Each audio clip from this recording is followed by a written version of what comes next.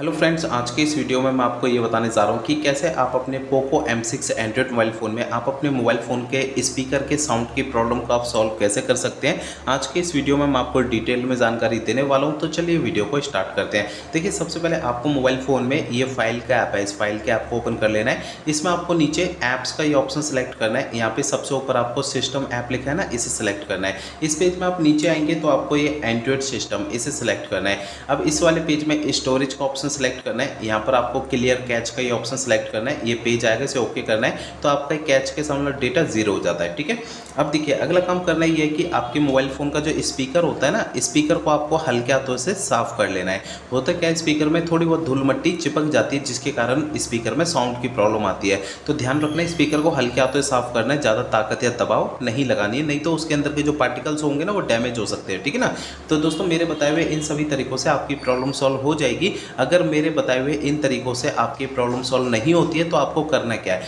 देखिए आपके mobile phone का जो सर्विस सेंटर होगा ना, सर्विस सेंटर चले जाना है, अपना मोबाइल फ़ोन वहाँ पे दिखा देना है। ऐसा मैं इसलिए कह रहा हूँ क्योंकि देखिए आपके मोबाइल फ़ोन के हार्डवेयर के अंदर कोई दिक्कत आ गई होगी जिसके कारण आपके मोबाइल फ़ोन में स्पीकर में साउंड में प्रॉब्लम आ रही है। ठीक है ना।